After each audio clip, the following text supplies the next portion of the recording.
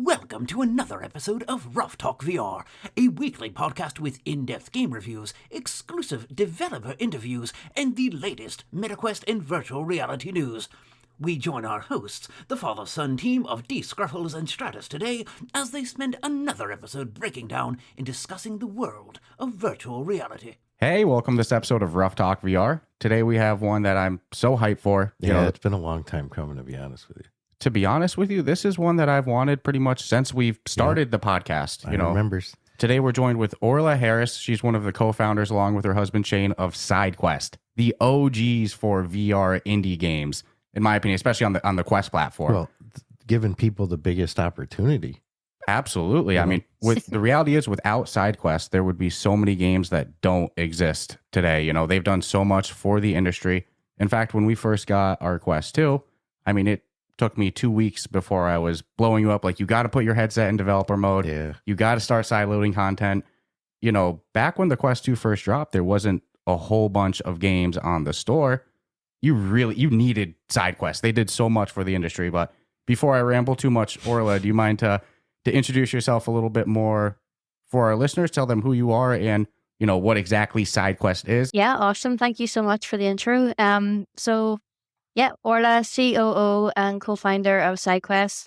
I pretty much deal with all the operational side of things in SideQuest, and Shane deals with it, which is, you know, a marriage made in heaven, and we are also married, so that's another benefit. Some people might say it's to detriment, but actually knowing your business partner inside and out is quite helpful at times. So, we did SideQuest together like way back, like 2019 now. It feels really weird saying 2019. But yeah, that was back in the day before Quest 1 had even hit the shelves. And we were essentially building a game for PC VR, as it happens, a social metaverse game. And basically SideQuest occurred because we submitted to the Quest store before it launched and we were denied. And so essentially we had a choice. We'd put a lot of work into a game that we had ported from PC VR to Android. We had a whole beta ready. It was functional. There was people excited about it. And, you know, Oculus said no. We know them as Meta, but they were Oculus back then. And so we were in a situation where we were like, hey, we've put a lot of time and effort in. Do we shelve this game and go back to the PC VR version? Or do we find another way to share it and get feedback and maybe pitch a game for the store? And that's essentially what we decided to do. And back then we had an Oculus Go at home. I don't know if you remember those. They're such a long time ago now. But they were Android based and they had sideloading as a method of putting apps onto the device for the purposes of testing. And, you know, we kind of thought the chances are that the new Oculus Quest is probably going to have the same method for developers. And we hedged our bets. We created a small store, not even a store. I guess it was a tool to get our game at the time onto the Quest when it launched. And we got our Quest. I think the Quest launched on the 21st of, May or March, I think it was. And 2 days later, ours arrived at the door. Shane tested his theory. It worked. And that was the beginning of everything, essentially. So we had a way of getting our game onto the headset for the purposes of sharing with some of our community, for the purposes of testing. And it wasn't long after that, you know, a bit of a PR nightmare was spinning up around the Quest devices. A lot of pretty established developers were being told no. Developers that had seen success on Oculus Go, developers that had seen success on Rift, were being told that Quest just, you know, it was just going to be another level of gaming. And so they were also left with games like us, although we were little old us sitting in Ireland, like the two of us. There were some really big AAA studios out there and, you know, being told no. So, we kind of put our hands up and said, look, we've kind of done something here. Do you want to throw your content in with ours? We'll all drive people to it. Maybe we can do something together because we're stronger as a collective. And we were just really blessed that a lot of developers said, yeah, okay, like, what else are we going to do? They've said no. And that's how effectively SideQuest as a store began, because there was more than our game on it to get. And it kind of just snowballed from there, I'll be honest with you. There was just content coming out of everywhere. Like, there was just developers. We never had to go looking for content. It just, every day you woke up and you were like, oh my God, there's only 2 games. Oh my God, there's been 20 games this week. And it just, within 6 months of it launching, there were 200,000 monthly active users, and there probably weren't, like, there was probably 500,000 Quest ones in the wild at that point, because it was so new. So we held a really captive audience, and when Quest 1 launched, there really wasn't anything on the store. There really just wasn't anything. There was very, very few games. And yet they were still really holding, they were still very stubborn about letting things on. And I think in a way we helped make it a successful platform, because users weren't like bored putting their headset down. They were like, I'll just go over to SideQuest and grab a few things. And, that was really enabled by some of the quality content from the early days, like Crisis for Gade, for example, and Pavlov, and, a few of those things. And Virtual Desktop, the tool that made you be able to play PCVR wirelessly. We had the extra little, that was like the kind of cream, cherry on top of cream for us. And probably where the majority of our users were coming from in those early days. And so that's the beginning story. There's years more of stories since that point, but that's probably a good place for me to hand back to you if you have any questions about those early days. And that's awesome. And you mentioned Crisis for Gade. That's a great example of why SideQuest was so important. That was one of the best Dude, VR. That game was fun. Yeah, 2 is as well. Of course, that came out later.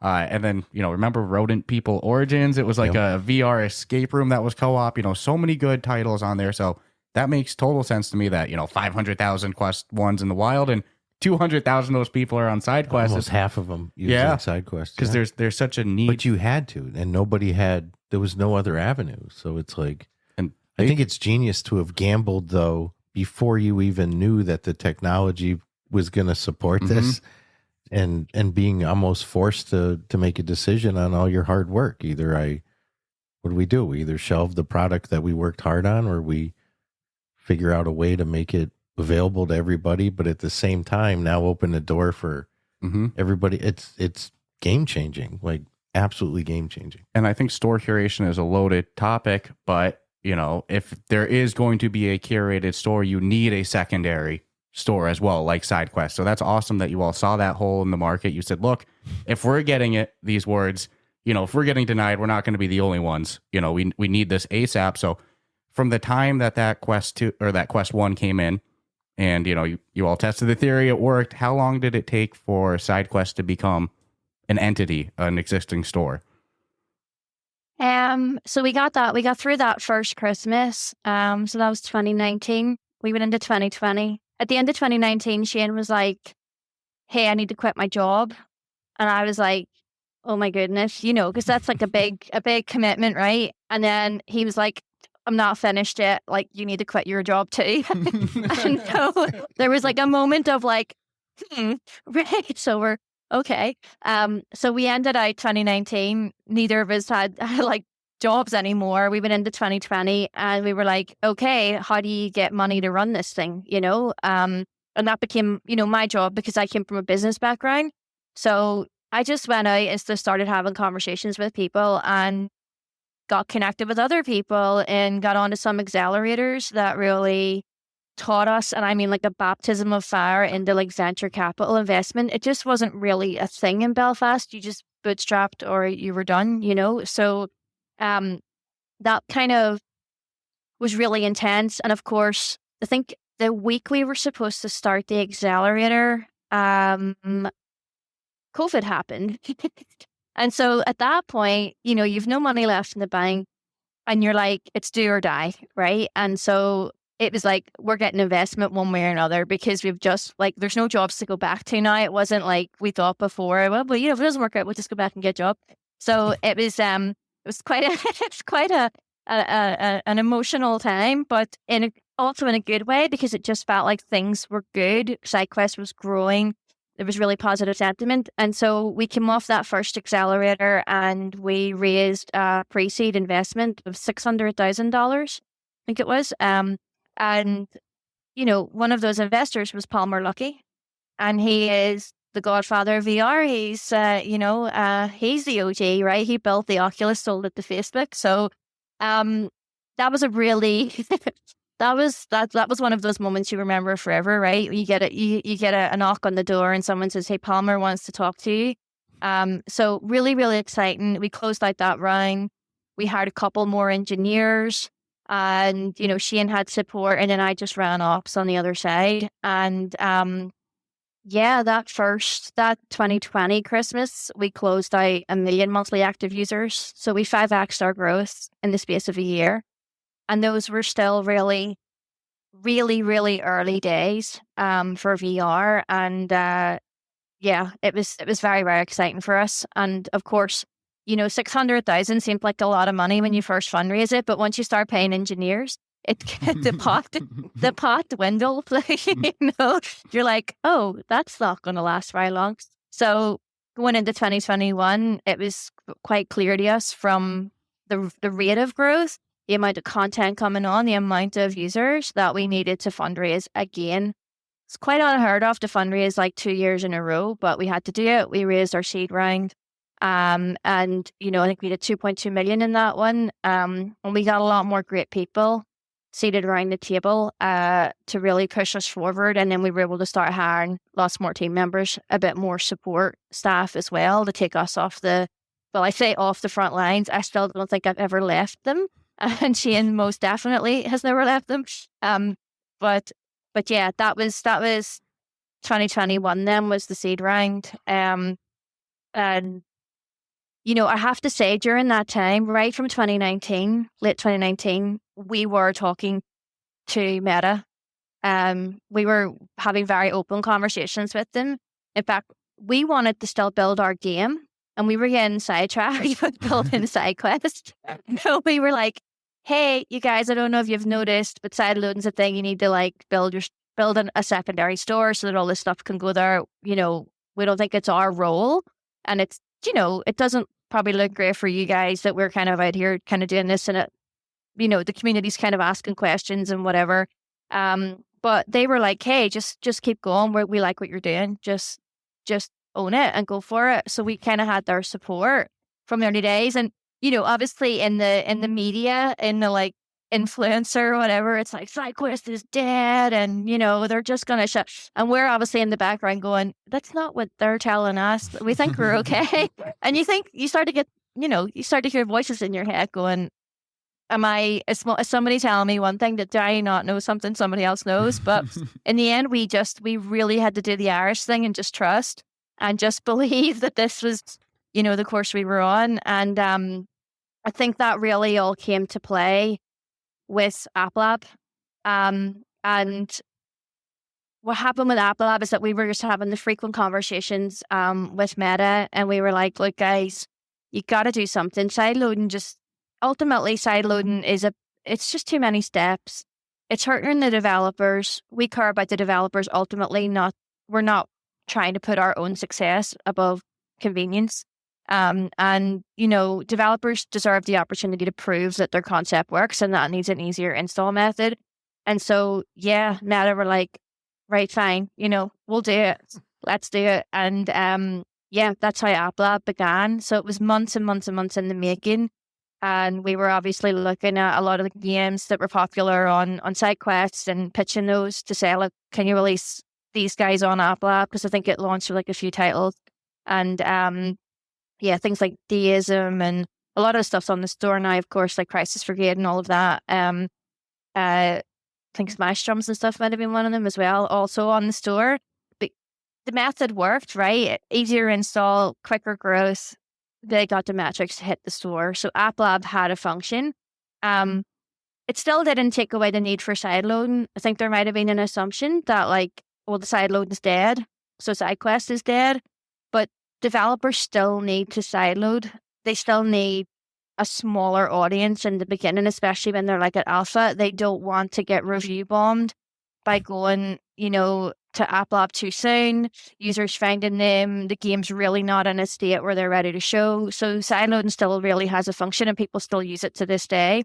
And obviously there's some titles that get sideloaded that will never be on the store, like Dr. Beef's amazing array of Dooms and Castle Wolfensteins and all of that. So, sideloading will always have a home with our devices, and SideQuest will always be a way to support that. So yeah, that was like 2021, and 2022, because of the growth, we had to fundraise again. We hit 2.2 million monthly actives, I think, at the end of 2021 Christmas. And yeah, then we had to do a Series A. So we fundraised 3 years in a row, which at the time I was like, this is relatively unheard of, especially in gaming. It's just not that common. And when we started out, it was really, really, really quick, and we were getting to IC with a lot of big VCs. And then the world kind of collapsed in on itself a little bit. I guess the beginning of what we're seeing now is like a recession was beginning to occur. You had the war in the Ukraine, somewhere out there, Elon was trying to buy Twitter. There was a whole thing going on, and all the offers that we thought were about to come in just evaporated.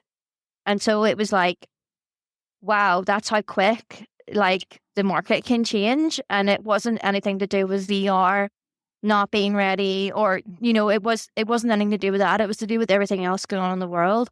And but we just kept trying. I just kept trying. We just kept talking to VCs even when they were saying no. And I was really headstrong. I just had in my mind that we had to get GV on board, Google Ventures. I tried different ways to get connected. It was proving fruitless. It was like these guys were like invisible. You couldn't find them online. And eventually, Shane just got a message into his LinkedIn inbox, and it was like, "Hey, I'm David. I'm from GV. Want to talk?"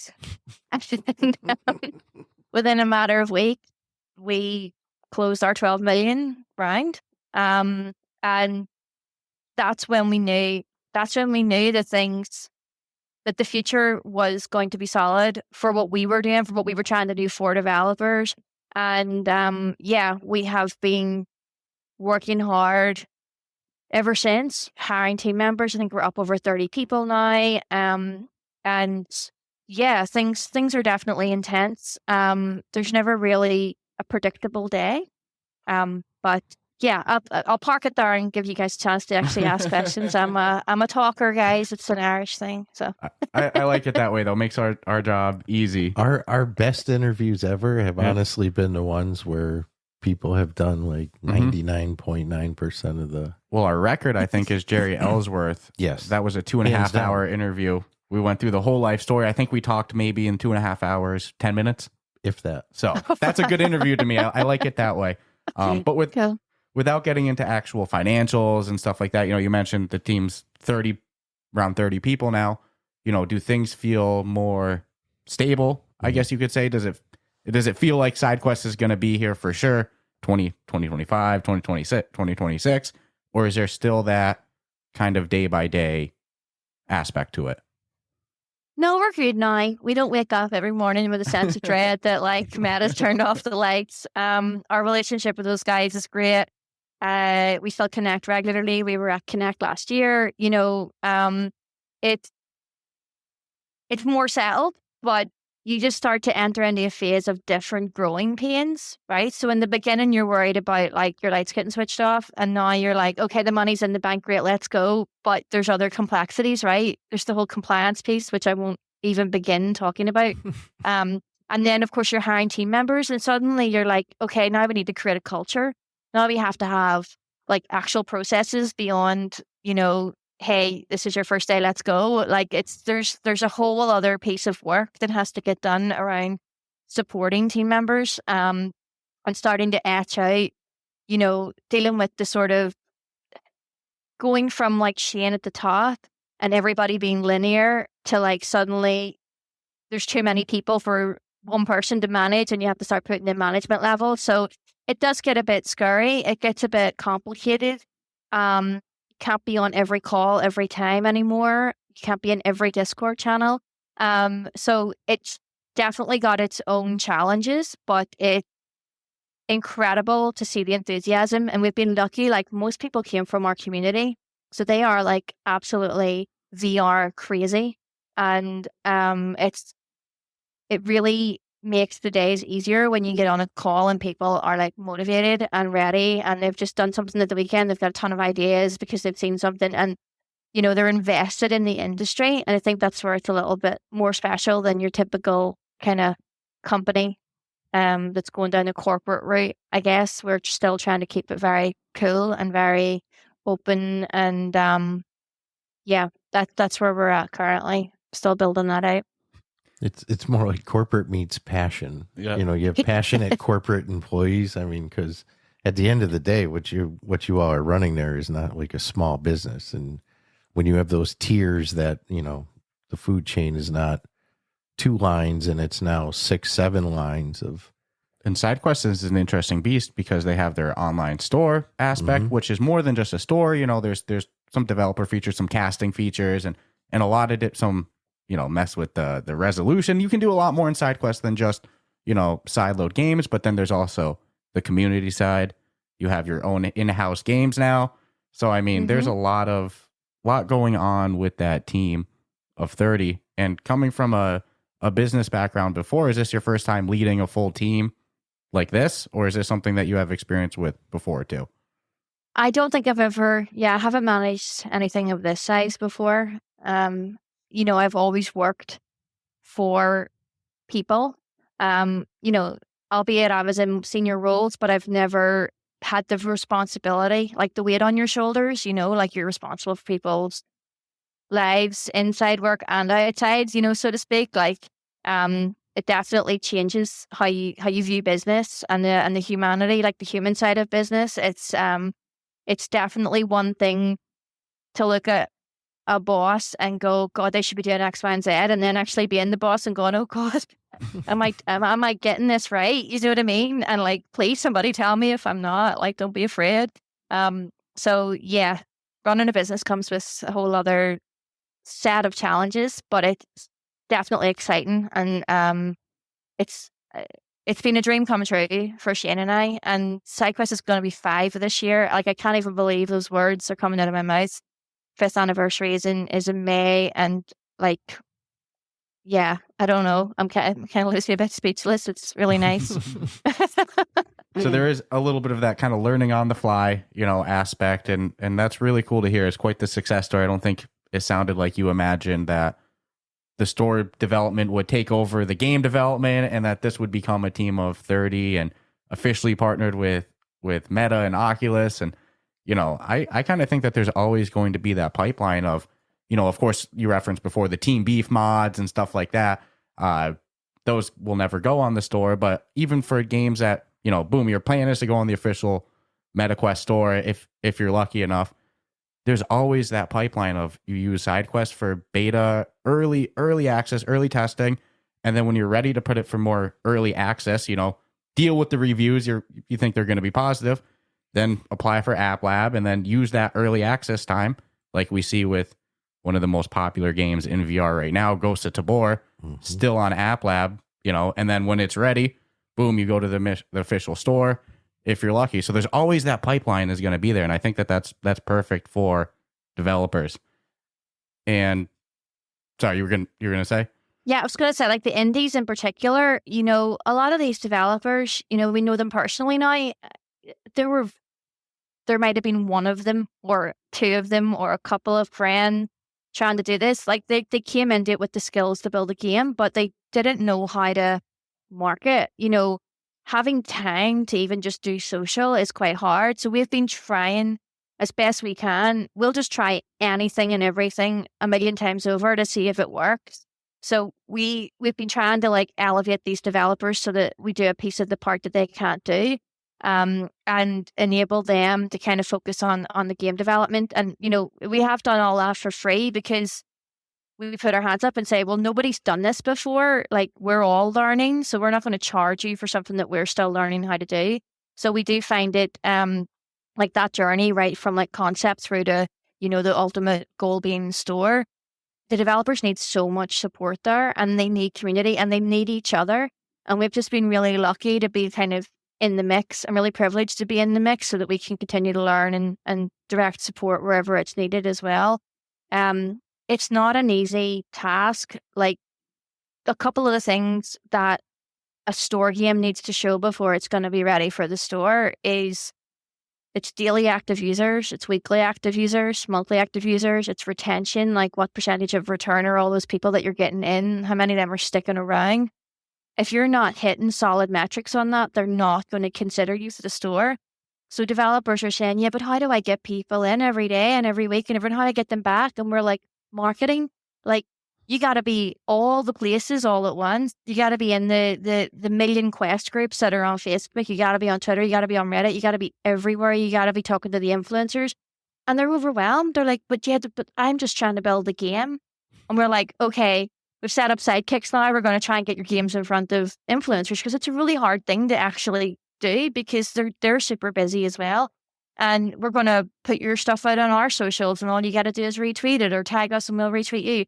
And so we're like just trying to like do a little bit to help them get to those metrics. And ultimately these are skills they're going to need when they go to the store anyway. They need to know how to keep their numbers solid so they can keep their game alive.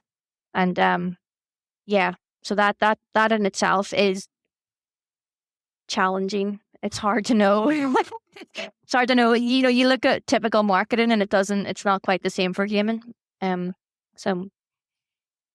No, and that's an area that we've watched over the past 3 years. Just, 3 years ago, just put it out there and people are probably going to play it. Life is, a lot easier than now today where, we talk about it constantly is even releasing your game. Know what you're going to be releasing against because your audience might be, cut by 75% because one of my favorite co-op games of the year, Iron Strike, on the official store came out the same day as Assassin's Creed Nexus. And I feel like it didn't get the same love it deserved because of that. It's just like movies, how movies are released. They're smart about when to... You said... And the marketing of the games is that whole different area that... 2 months after Asgard's Wrath comes out, you said don't even release a game for the rest of December or January. That would be me personally. Yeah. I would shelf my product and go, look, I need to be really clever about how I do this because I want the biggest bang for the buck. 3 years ago, though? Oh, yeah, you just make it and eventually people will come. But yeah, the marketing, the PR side of it, that's now an area that is essential. You can't avoid it or you're never going to get to that next level. Absolutely. The world has changed in the world of VR over the past 3 years. Yeah, something that we tell our indies a lot is like, don't get fooled by Christmas. Don't spend all your big bucks trying to take up the marketing slots for like Christmas Day and all of that. Those users are getting their device nice and new and shiny. They're going to go through every store game till they realize what they're looking for either isn't there or they want something different, or then they're going to start asking questions. So actually it's January. It's actually February's the sweet spot. In January, they're starting to say, hey, is there somewhere else I can go because I'm like not quite finding what I want? And people start to say, well, there's SideQuest and there's App Lab and there's all of this. And it takes them a wee while to go, right, okay, I'll just do it. Because by February, they're desperate. And so I say to developers all the time, save up your pennies, hit them in February because, all the big store games and stuff, they're going to be fighting to be like the top Christmas game. Don't go up against that when you're an indie. You got to think smart about what little budget you have. And in some cases, some of them like really don't have a budget. So they're really relying on free marketing as well. And, you just got to be, honestly, I see some developers in those Facebook groups and I am like, yes, that's where you need to be. That is the easiest place to get some momentum if you want to do it free. And thankfully it's worked for quite a lot of them. But, it's getting noisy out there. It's getting really noisy with the amount of content and the amount of same content. Rhythm's kind of been done. It's hard to reinvent the wheel. Fitness, it's getting really noisy in the fitness market for VR. And you really got to come out with a new concept because the gym concept's kind of been done. It's kind of been done. There's like at least 10 games now, store and non-store, that are doing gym. And so Like, you got to think about it a little bit differently. And unfortunately, the developers coming along now have a much harder task than the ones who got the early lead, right? So, yeah, it's a tough one. I don't think I could come up with a game to make right now, to be honest with you. And I'm very close to the data. It's tough. Yeah, I don't know if I'd be putting out a 5v5 shooter with breachers on the official MetaQuest store so good. You know, it's like, well, I got to at least be of that tier. And but it's Triangle tough because you usually start development 2 years. Correct. Average-wise, 2 years earlier. So a year in, something crazy comes out. You might have not networked enough to know that, hey, you know, he or she over here has been building this certain game. And, you know, I mean, you got to be also willing to shift. And I think make the decision between, is this something that's a hobby, or is this something that I really want to pursue as an independent developer, knowing that the rules have changed. You know, it's like, yes. And we talked to so many, like, it's me and my partner. It's a studio of 5 or less who put out really good games, but sometimes it's just that one. And if you're not prepared to absorb that, I'll say financial marketing / PR hit, it's just going to get, and things like community managers, it's going to get tougher. Community engagement is so important. You have to have a community. It's No just doubt. as essential as anything. And just to kind of shift gears a little bit, how good does it feel when you see a game like Deism go from I SideQuest wrote to that App down. Lab I'm curious. to the official MetaQuest store, or games like Guardians Frontline, We Are One, that get scooped up Cards by a and publisher, Tankers. Gods of Gravity. You know, how does that feel inside? It's kind of like being a proud mama, I guess, in a way. You know, because I talked to a lot of these devs back in the early days. I was the one testing the games when they got submitted to SideQuest. So, you know, I was having a lot of first-hand conversations with like Tommy from Deism and stuff. And, you know, the struggle was real. It was really tough. And you're like, do you keep going? Like, what are we doing? Like, are we just going to keep going until like Meta changes its mind? Like, what's happening? And so it was really nice to eventually be like, hey, App Lab's coming and a few people can be in the know. And it was, I think, like a sigh of relief. And then for those games to so quickly get put on the store was amazing. And what's even more amazing is not even like the Meta store. It's like when I see them go to like the PlayStation store and they're on the Pico store, and I'm like, yes, come on, guys, like, let's go. And now Apple coming, you know, Apple Vision's coming, and I'm like, oh, I just can't wait to see which ones are going to like be on the Apple Vision store. It's the gift that keeps giving, to be honest, because I know how excited the developers get when there's more opportunity. And that's definitely going to be a good moment in time. There's actually a game on App Lab right now, Just Hoops, that's going to be on the Apple Vision Pro. So we're seeing even examples of, you know, I mean, granted, there's not more than like a dozen games officially confirmed for the Vision Pro, but it's not only official MetaQuest store games going over there like Demio. We also are seeing games like Just Hoops, a game that didn't get the love on the MetaQuest store just due to, you know, various situations, to say the least. Exposure, you know, buried at the wrong time, whatever. But the social app that you all were working on that you've referenced a few times, is that Banter, the one that recently released, or did you shift gears into a new one? The original one got shelved, and you know what? SideQuest just got too big, and I think it was a good thing because what we have in Banter now is so much better, because now we have knowledge, right? And now we have we've seen how social's been done on these headsets for the last sort of 4.5 years. You know, things like Allspace went away. VR chat doesn't quite work very well on Quest Native, and a lot of the other games that have social aspects can get a little bit noisy with kids and things like that. So there was a moment where we were like, it's time. It's definitely time to go to do a social VR game again. And what we have now, I think, in Banter is something just a little bit different that's answering a lot of those needs that people wanted. Like in VR chat, they want worlds and they want like custom avatars and things like that. And as we grow Banter, those are the things that we have in our mind, but they're optimized for Quest. And we're actually just playing around now with avatar customization, and it's very funny. Actually, it's really cool.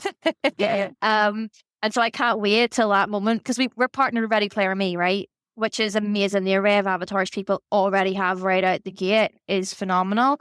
But Ready Player Me are letting us open things up a little bit and create our own avatars, and it's definitely really exciting times. The world building is, honestly, we've brought on some really, really talented individuals. And Eileen, who creates our world, is just, you think she can't get any better, like the next world, and then she just presents a world and it's like mind blowing. So, yeah, it just gets more and more exciting about like what the future's going to bring. And we're still in beta right now, and we're still growing and we're running events consistently. And yeah, the social VR scene is good. It's strong, and Banter's where it's at right now for us. Yeah, in our Discord, we have a group that loves hopping around all the different social VR apps, and I've seen them hop in Banter a few times now. So I guess just to get it on record, in your own words, what exactly is Banter? Of course, we've referenced it's a social VR world building app, but somebody, let's pretend they've never even heard of SideQuest or Banter or anything. What exactly is Banter, and what separates it from the other social VR apps? It's a cool place to come and meet friends and do cool stuff. We have Boneworks-like mechanics, right? So you can do a lot more. Like, we run parkour events. We have people literally in there, helping show you how to use things to your advantage, and all the cool stuff, all the cool worlds, all the hidden stuff. We obviously run like a ton of giveaways in there. There's always something running, something to be won. Sometimes really, really cool things, like we have Quest Pro competitions and Pro controllers and all of that. So Banter's definitely a place to just come and chill. And, banter in itself, the word means, to come and just have a bit of a laugh, mess around, jokes. And so, yeah, you can come to our social VR app to have a bit of banter. That's what you do.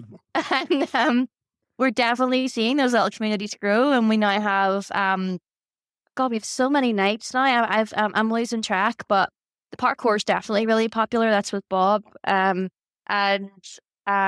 you have your kind of karaoke nights and things as well. And we're always trying to optimize, right? Make things sound better. How do we get guitars to work? Yeah, we're trying to think outside the box, and we're excited about where it's going so far. And we welcome more people to come in and tell us what you want, because we want to build a social VR app that the community wants. Like, come and tell us.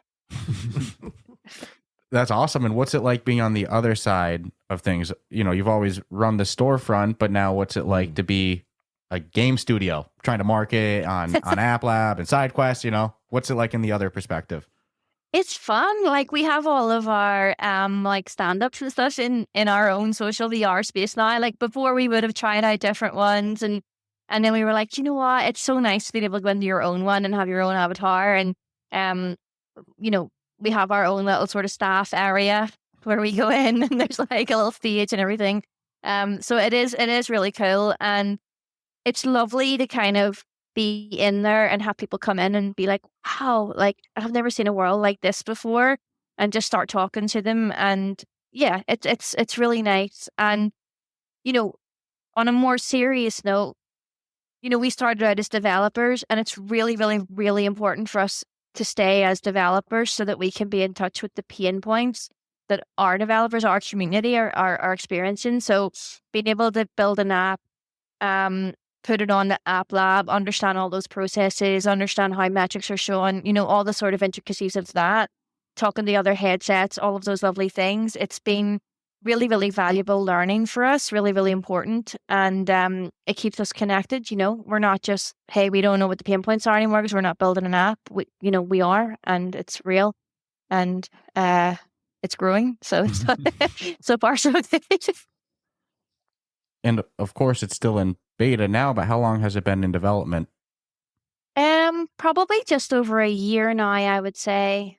And it launched probably less than a year ago, kind of on the App Lab. So it's still kind of in its infancy in that regard. But yeah, we're very active in releasing worlds on the regular and things like that, and improving mechanics and everything. So it's definitely getting a lot of love right now. And is this something that in your head is a push to get to the store? Like or the you just official taking it- store? Or are you just Well, I really mean, just you going know. through the... Yeah, we would love to, but we really want to walk the real path as well. Like, we don't want to get any kind of special treatment and be like, no, it's SideQuest games. So that, we want to walk the real path and really try and hit the sort of metrics that apps are supposed to before they can really get considered and stuff. So, yeah, we'd love to see it on the store. And hopefully, maybe someday when we're out of beta and things have a little more polish and the community is solid, you never know. Watch this space. I think it's great though that you're willing to take that same route as any single developer who's starting fresh. What do I have to do? And it's only going to make what you all do stronger as a unit, because now when you're helping other developers, it's not just, hey, we're going to help you anyways, but now we can tell you what's proven to work from our own firsthand experience. I think which means you have to make something after Banter because you need to stay fresh. That was going to be my next question. We had heard you guys were working on a PC VR social app. So clearly social apps is something that you've been interested in, but are there more game ideas internally floating around at SideQuest? Not yet.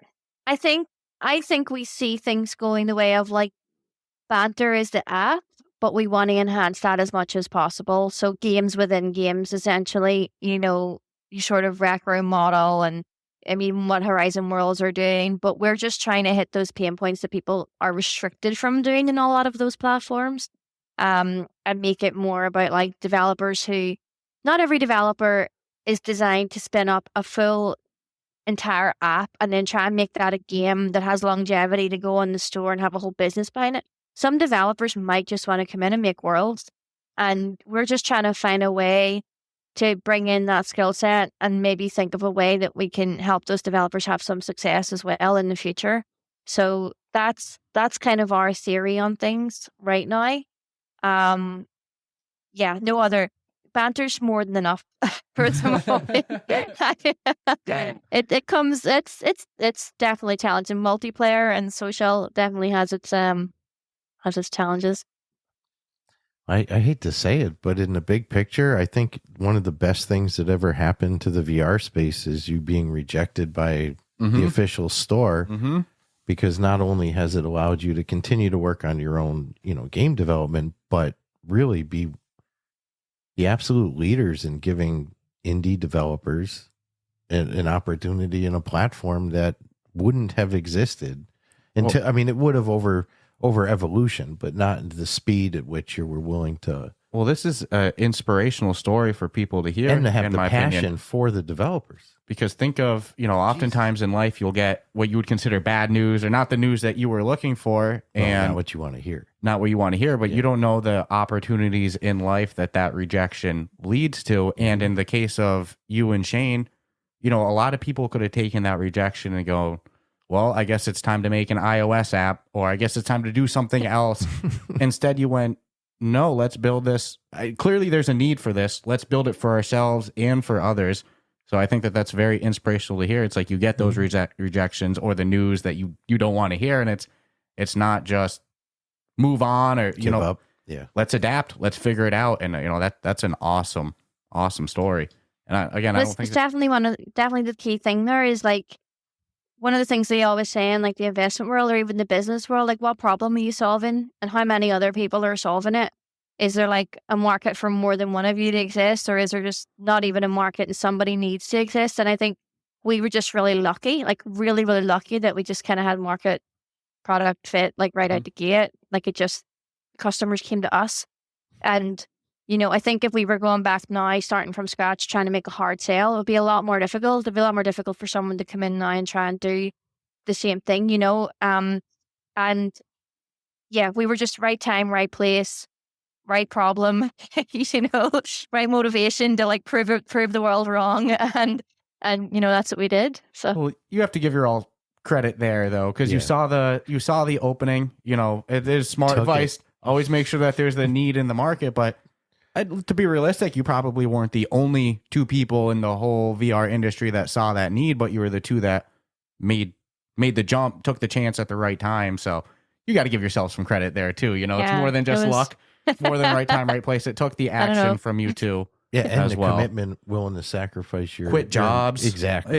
You guys gambling on technology that you don't even know exists. like you said, hedged your bets. You know, said I think there's going to be a market for this, so you got to give yourself it's a lot of credit. good business sense. Yeah, I'm glad it all worked out. Like you used the term in the beginning, snowballed. You know, that's definitely how it sounds. One thing led to another quick, and the VR industry is always changing. When we first got VR, hand tracking was very novelty, would kind of be jittery. Now we see full hand tracking games. Now we're seeing the Quest track arms, legs, and we're seeing stuff emerge like mixed reality. You know, on the Quest 2, I wasn't too sold. I think I Expect You to Die's Home Sweet Home demo was like the first. I was like, there's potential here, but it's still black and white. But you go into the Quest 3, you have it on display in the back there. You see that color pass through. You even do that first encounters experience they have, and you're like, all right, there's something here. For yourself, being in the VR industry as long as you have, what's your thoughts on the emergence of mixed reality and I guess the future of VR with mixed reality in it? I think the potential is absolutely incredible. I mean, I've said it from day one. I was slightly disappointed at the Quest 2's past 3. I think most developers they were like, oh, shit, it doesn't really look very good. So seeing it on Quest 3 now is phenomenal. I mean, I actually realized the other day that I was like, I had my Quest on and that I was like petting my dog and I was like looking at something on my phone and somehow I was able to read it. And it just, in that moment, I was like, oh my God, this is actually happening. And I'm wearing something like, I wear glasses, right? And so when I put my Quest on with my prescription lenses, I got to take the glasses off. I got to get the Quest on. And in the old days, I had to take the Quest off and put the glasses on. And it was all very confuddly. So now Pastor has those benefits for me as well of like not having to remove the headset. But in terms of gaming, like being able to see your own, like your home space, like your own office or your own living room and be able to game in it and then potentially be able to game with other people in it. Like when we're looking at these sort of co-op games that could go into like warehouses and stuff. I mean, the potential is absolutely massive. There's just so much that can happen. And I'm really excited, and this is the kind of stuff that keeps like SideQuest fresh as well, because a lot of this content, it's not store ready. It has to go on. It has to be like played with in early development, and maybe gets on App Lab. Like, there's so much more potential, and developers can leverage SideQuest to sort of test those theories and concepts before they build into the next big future thing. And that was like the early days of hand tracking, just that you mentioned it, and we got all the hand tracking games because they couldn't, like, they just wasn't ready to go in the store. But it was so much fun. I was like testing all these and so yeah, like the past 3, just I can't wait. I can't wait to see what more we can do with it. Seeing games like Iron Guard, they launched mixed reality game mode, but they did it as a standalone app just to test out. It's on App Lab. It's Iron Guard Homecoming. It's great. So I love to see developers use that App Lab pipeline to test out. It's a new toy for everyone. So, Even a game like Aspire, their mixed reality mode, they probably could have sold as a standalone app. Aspire 2? Aspire 2's mixed reality. That's probably one of my favorite examples of mixed reality right now. Yeah, I think that could have been sold as a $5.99 or $4.99 App Lab game, but I get why they didn't either, really get the exposure. But yeah, mixed reality is absolutely the future, or at least part of it. And something I wanted to touch on, big that we didn't touch on today, a couple months ago, maybe like 6 months ago now, time goes so fast. News came out of a indie fund with SideQuest and Creature. And we actually had, Doug Northcook on the other month to talk about it. But do you want to talk a little bit more about what that indie fund is and how that even came to be? Yeah, I mean, right from very, very, very early on in SideQuest, it was like, should we be a game publisher because we're so close to this content? Like, I was the first person to test Gorilla Tag. I was still on app approvals back in the day. And I remember saying to Shane, like, oh God, there's just something really weird but really addictive about this. And I think it's going to be big. And there was a few others. And, I would see them and I'd be like, oh God, I just wish we had some money here that I could just be like, here, please take this, quit your job, make it, and so it was always on our minds about like, how would you even do that? Like, we haven't come from a publishing background. We don't know how that stuff works. And so it was always right there. And we were like, look, we'll know when the time's right. So when we were raising Series A and we knew we were going to have, well, we were hoping we were going to have multiple million. It was one of the things that we talked very heavily about in our pitch with all of our investors and with Google. And we said, listen, if you give us money, you got to pre-approve a ring-fenced amount for this publisher concept because we have to do it. It's crazy not to. Like, it's right there. We can help these developers. They're asking us for help and we need to be able to help them. And we need to be able to learn this as well. And so at that point, they were like, yeah, okay, let's agree on $1 million. And if you can make it work, then, we'll talk again. So we ring-fenced that at Series A. And then we thought to ourselves, well, like you say, we're not publishers and we don't want to be going in blind whenever there's like loads of publishers out there doing all sorts of deals. And so we went to Doug. We knew Doug from the Robot Teddy days. And we were like, listen, legitimately here, this money exists. And we think you're the person to help manage it and help us get the content in because he knows everything that we know and more. And so it was kind of like a really good relationship right from the get-go. And so, yeah, essentially we were like, right, let's get it done. And so a little bit of paperwork later.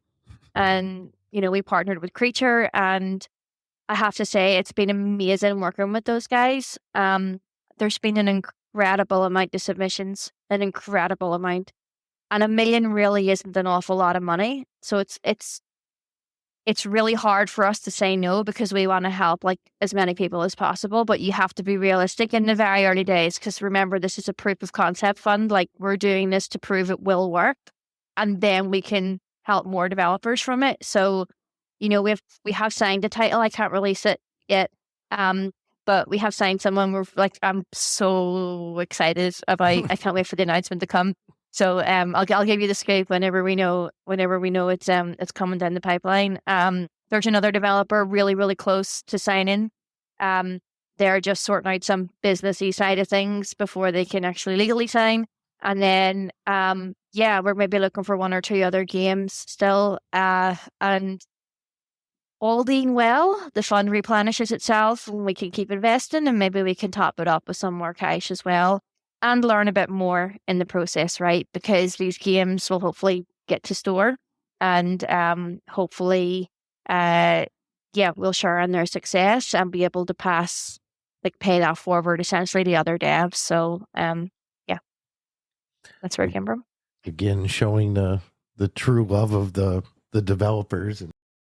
But I think if I personally did a game and was given some of that money to be able to make it happen, and I made it happen and it was successful, I'd feel like an alumni. So I'd want to, I'd want to contribute a little, even if it's 2%, put it back into that program. That's usually the way publishing deals work as well. But like you kind of reference, there's a lot of ways it can go. And it grows bigger as the more games get success. So I think it's a fantastic program. But yeah, we talked about the vetting process, I believe. I remember Doug was like, I'd love to help everybody in the world, but it seemed like he had much more of a quality than a quantity type mentality. And he was like, if we put money at a game, I want to make sure I want to know for a fact it's going to be successful, not just because it looks fun or whatever. It needs to be able to become something. So I'm really excited to see where this goes. And that's awesome to hear that if all goes well, this is something we see the fund replenished, it happen again. And, is it possible to say that one day we could see SideQuest as a full-blown publisher themselves? Or do you like the idea of always going through, working with Doug and Creature and stuff like that? Yeah, I think we always, Doug is a force to be reckoned with. He's a very respected person in the industry. There's no point in going off and thinking you can do it better when someone's already doing it in the best way. So to me, you don't fix what isn't broken, right? So right now it's a really good partnership. It's the only front line that we are not on, right? And it's such a relief to not be, because Doug's like, I think he knows that we're a little bit too emotionally, attached with our devs and everything. So it's really hard for us to have those really early conversations. They're like, give us money. And I'm like, oh God, please, can we just find a way? Like, it's really, really hard to say no. So Doug's there with his amazing team, and, they come to us, present what they know to be solid. And that's been really helpful. And I'm really glad we did it this way, because it would have been difficult. It would have been really difficult to say no to developers. I think that layer of separation is good for you all. One of the hardest things of business is saying no, taking people out of the equation. And that's where if you have real compassion for humans, and it's not to say if you make those tough decisions that you don't, but it's a skill to say no. You have to be able to remove people from the equation and look at just the business side. Yeah, and that can be very, very, very difficult on a day-to-day basis, because you are pretty much the no person. Yeah. But you got to let people down every single day. But you're also that type of curation is also the reason that it's important. Yes. Yeah. It has to be that way. Yeah. So that's awesome. I hope that this is something we continue to see down the line. I can't wait to see what these two games one that's for sure signed, and hopefully the other one does too. We'll be signing soon. Yeah. I mean, I'm the one that has signed. I gotta say, I'm like, I'm like, oh God, when can we tell everybody? It's gonna be. I think it's gonna be amazing, and we're just so lucky for it to be our first one as well. We're so lucky, and it's actually a game that is going to release this year, and that's a little ahead of schedule, right? Because we thought we'd be investing in games that maybe would need another 2 years worth of work. We weren't sure if we'd be investing in concept or in something that's sort of already in design. But this particular game is, it's releasing this year. And so we get to see if the fund works sooner. Speeds things up a little bit, which is fun. I'm pretty confident. Well, based on the enthusiasm that I'm hearing, I'm already excited for something I don't even know what it is. The people involved. Robot Teddy was behind some great stuff, and I know Creature's working on some in-house stuff as well too that I can't wait to see. So, I'm already hyped. 2023 was a great year of content. Amazing. I think the best year of VR that I've experienced as a consumer. But I get the feeling 2024 is going to be even freaking better. So yes, yeah, and of course, we've stolen Orla here, and our listeners know we record on Sundays, so there's nothing better than taking somebody on a different time zone. I'm pretty sure you've mentioned Ireland a few times, so you're even later in the evening than us. We're actually in Spain now. We moved to Spain a few years ago. So yeah, because we work from home, we were like, let's work from home in Spain. It rains a lot in Ireland, right? So the very few times you get to go outside as a startup, it was always raining. So we were like, well, if it's going to, we may as well move somewhere sunny. So yeah, that's where we are currently. That's awesome. Benefits of working from home. And my understanding is SideQuest has quite a great employee culture with remote work, 4-day work weeks, and all that stuff. So that's ahead of the curve. Yeah, for sure. But you can, you see why. Look at the enthusiasm, the love, and the product. Very compassionate and passionate human beings that seem to be making this whole thing work. So, but I'm grateful that they're great culture. Definitely grateful they're in the VR scene because it's done a lot. Then a huge thank you to every single person that works there. Yeah, because without them, let's be honest, our early days would have been pretty boring. There's a chance we could have even fallen out of VR, SideQuest. For engagement, absolutely. Correct. SideQuest is an essential part of the industry. So you all have done so much good. We've stolen you for an hour on a Sunday later in the evening. Nothing better than that. But before we let Orla go, is there anything else you wanna ask her?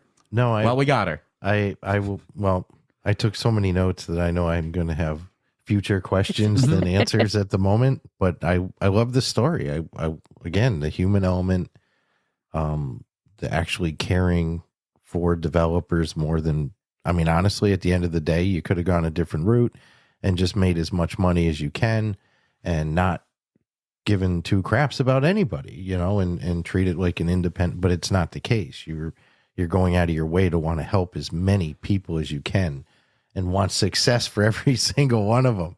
So it's a fantastic, I think it's a role model attitude to take, especially in the VR space. It's what's going to keep it growing and making it that positive community, not so much a toxic community. That's awesome. And to all of our listeners, definitely go follow SideQuest on social media. Go join their Discord. They do great giveaways If you're not even on their already, website yeah. and stuff like that. But before we wrap this up and let you go, Orla, is there anything else you wanted to plug? Maybe how people can find the Discord server and all of that stuff? Yeah, I mean, you just visit our website, SideQuestVR.com, and scroll down to the bottom, and all the links are there for Discords and things. Follow us. We're on all social channels.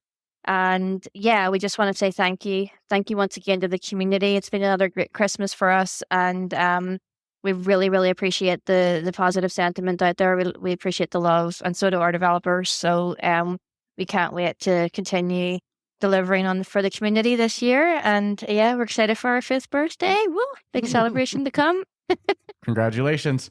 And hopefully Thank we you. can, maybe we can get you all back on sometime when, that game's ready to be discussed, or even multiple titles depending on the way the fun goes. And who knows, maybe we'll see the growth of Banter over the next year as well. So thank you again for taking the time to join us, Orla. Like I said, this was a bucket list one.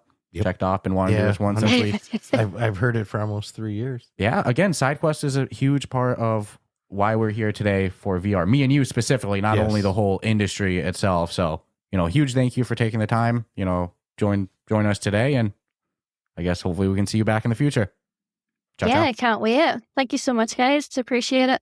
Awesome. Thanks. And to the listeners, if you enjoyed it, go check out SideQuest, go check out Banter, and subscribe, rate us 5 stars, all that fun stuff as well. Check out the Patreon, and we'll check you out next week.